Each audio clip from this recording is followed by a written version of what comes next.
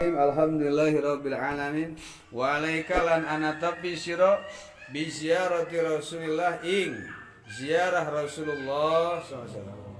Diingatkan kembali sebagaimana pendapat Imam Ibnu Khaldun dalam Syarah Alfiyah bahwa alaika ini ketika di lugah ilzam anatapi maka baknya bak zaidah.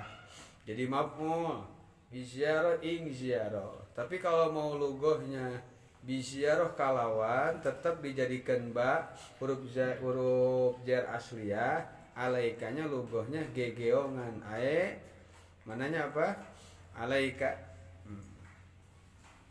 alaika lan gegeongan sira bisyarati Rasulillah kalawan wa alaika anatapi sira bisyarati Rasulullah ing ziarah Rasulullah SAW. Fa inna ziyaratahu mangka seba satune ziarah ing Rasul alaihi salam bada wafati ingam sause wafate Rasul ka ziyarati kutub ka ziarah ing Rasul fi hayati ing dalam tingkah urip Rasul wa huwa hale utawi Rasul shalawatullahi alaihi iku hayyun kang urip Rasul fi qabrihi ing dalam kuburanin Rasul wa kadzalika lan kutub ka mengkono Rasulullah ing dalam pada hayyun bi qabri sairul anbiya'i utawi sakakarine pira-pira nabi wa minal jafai wan ikutem setengah saking bedegong takabur anta hujja utai yen tajara sira baitullah ing baitullah Ka'bah wa tatruku halain ninggalkeun sira ziarah habibillah ing ziarah kakasih Allah li ghairi udlin kalawan ora udur. Nah jizin kang ngaluluskeun ieu udur.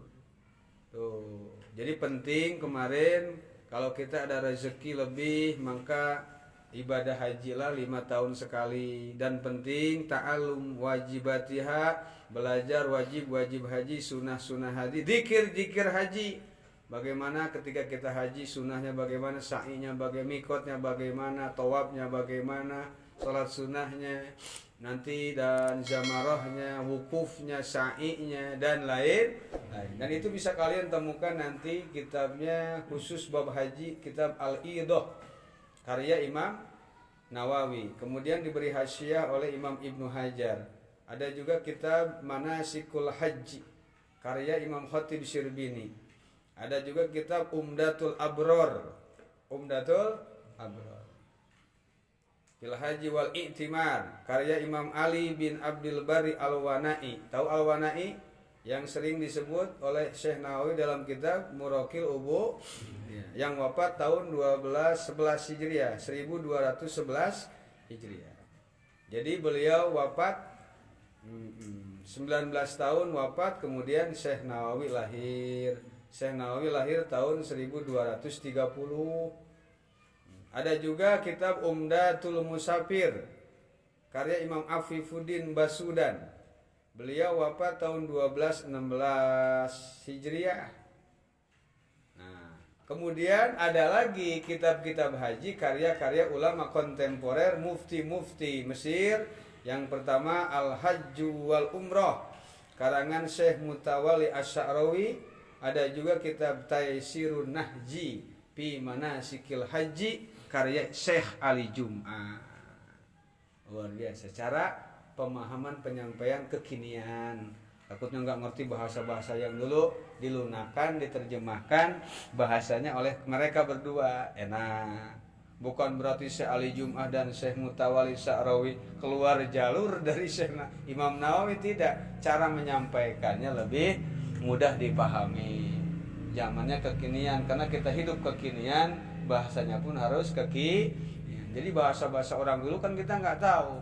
Jangankan bahasa orang dulu, gini aja lah. Bahasa kolot bola saya nggak ngerti tuh. Unitai saya hirup teh. Penting ngerti diterjemahkan unitai itu lu tingkah lakunya pigeuleun wae tuh diterjemahin. Jadi maksud ulama kekinian itu menerjemahkan bahasa-bahasa dahulu. Urang oge sarua entong ya baheula bahasa kolot aki urang teu ngarti. Pamali, paralun, pahiling, pagentos, patuker, bantenya apa. diterjemahkan. Jadi kalian gak usah alergi dengan ulama-ulama kekinian, toh mereka pun copy paste. Ya, yang gak boleh membahas ulama-ulama kitab-kitab sekarang, kata Habib Zain bin Smith dalam kitab Al-Fawaidul Muhtaroh, yang bahasanya tidak mencantumkan referensi kitabnya. Contoh, Kang Sadi bikin karya tulisan, ini begini hukumnya, ini begini tanpa mencantumkan referensi, itu dikhawatirkan ra'yun, pendapat sendiri. Tapi kalau sebagaimana senada yang dikutip oleh Imam Nawawi dalam kitab Al-Adhkar, Saifah sekian, cetakan DKI, halaman sekian, juz sekian. Nah, itu boleh baca kitab kayak gitu, karena memang hanya menyalin, mengcopy paste Syekh atau Imam Nawawi. Cuman bahasanya kita kekinian biar lebih dipahami. Itu maksudnya. Mereka gagal paham terus sih. Makanya kalau memahami kitab itu harus dengan hati-hati, dengan hati yang penuh hati, jangan penuh dengan iri dengki. Nanti ngacapruk kalau bahasa Inggrisnya itu, ya. Bahasa Inggrisnya nanti apa? Ngacapruk. Banyak kitab-kitab. Kemudian niat haji, kalian harus bisa ziarah kepada makom Rasulullah. Barang siapa yang berziarah kepada Rasul setelah wafat, maka sama saja berziarah kepada Rasul saat hidupnya, karena beliau tidak wafat, karena beliau hayyun fi qabri, hidup selamanya. Al-anbiya'u hayatun haqiqiyatun fi kuburihim wa kadal auliya. Ini dikutip di kitab Hamish Fatawi Hadisiyah. Jadi para wali, apalagi Nabi, hidup di alam kuburnya. Di anna ardo la ta'kulu ajsadal anbiya. Karena bumi ini, tanah, tidak akan bisa memakan jasadnya para nabi dan para wali. Mereka hidup kekal abadi. Kekal abadi selamanya. Rugi kalian, wa min ajaba. Sebagian ciri orang yang takabur, sombong, pergi haji ke Baitullah tapi meninggalkan ziarah kepada Rasulullah. Ayat nada mana nada? Jika kau tak pernah ziarah pada makam Rasulullah, tergolong manusia yang sombong. Masya Allah. Wa'lam lan kudu kina waruhan sira annaka ing satune sira iku lauji talabun temu ka sira larosi ka ing atas sira min aqsa biladin, saking adohe negara, bil Islam dalam Islam, di ziarati karena ala ziarah Nabi. Walaupun kau tinggal di kutub selatan, memeluk agama Islam, tujuan untuk ziarah kepada Rasulullah, lam takum mangka ojo ora ngajenengi sira bisukri nikmatil hidayah, kalawan syukur ing nikmate hidayah, allati awsalaha kang nekaaken ing lati sapa Allah Gusti ilaika maring sira ala yaddihi ing atase kakawasaan Allah. Jika kau ditakdirkan oleh Allah memeluk agama Islam dan tinggal di kutub selatan, di ujung dunia, min aqsa biladin, kemudian jalan kalian untuk berziarah kepada Rasulullah, maka hal itu tidak akan pernah bisa membandingkan atau bisa seimbang dengan rasa nikmat hidayah yang Allah berikan kepada kita atas adanya Rasulullah. Jadi ya masih banyak kekurangan kita terhadap Rasul. Makanya sangat sombong sekali jika kau ziarah saja belum bisa memenuhi hak-haknya Rasul, apalagi enggak ziarah. Makanya wa minal japa.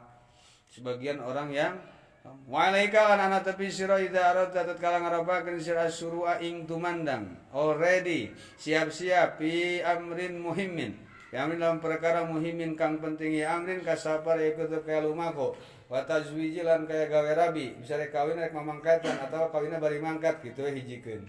Wa nawi malan kaya umpamane karone sapalan tajwiz naon bae, rek meuli mobil, rek meuli tanah, rek meuli imah, bi musawaratin kalawan Nah, kepada siapa man ing wong tasiku asal tausiku wau dibuang karena keluar bab kedua fil bina misa magabi makawa bau kawa warisa zilwa kolama tasiku kang siko siro kang mercaya siro bimaripati kalawan ngawaruhe nekman wadiyanati hilang pangkat agama nekman min ihwanika baya nekman haletab saking dulur siro suma ida sodapat maka tatkala mentuki meneri opo isyaratuhu isyarah hekman ma ing perkara binafsi kang tepilam awak siro fa'alaika mangkana tepi siro bisolati rok'atain ing solat rong rokaat min ghairil faridah saking orang salat fardu biniatil istikharah kalawan niat wad'u lan kudu ngadoa sira ba'dahuma ing dalam sause karone rakaatain biduai kalawan dua al-masyuri kang den masyurakeun ieu doa aya dina majmu' syarif saking masyhur-masyhurna wala ngandika ieu nabi alaihi salatu wasalam ma khaba man istakhara wa ma nadima man istasar ing lafad ma khaba ora nono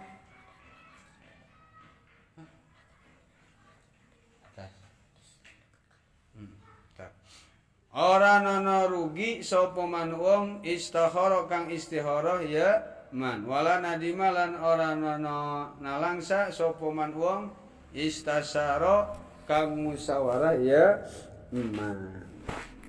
Jadi kesimpulan jika kalian memiliki hal-hal yang penting seperti mau kemana bepergian atau mau nikah dan lain-lainnya untuk bermusyawarah kepada seseorang yang dianggap terpercaya oleh kita. Jika apa yang kita musyawarahkan sesuai dengan apa yang di hati kita, petunjuknya begini: salat 2 rakaat, salat istikharah, kemudian berdoa. Karena tidak akan pernah rugi orang yang beristikharah dan tidak akan pernah sengsara orang yang bermusyawarah. Wa alaika wallahu a'lam.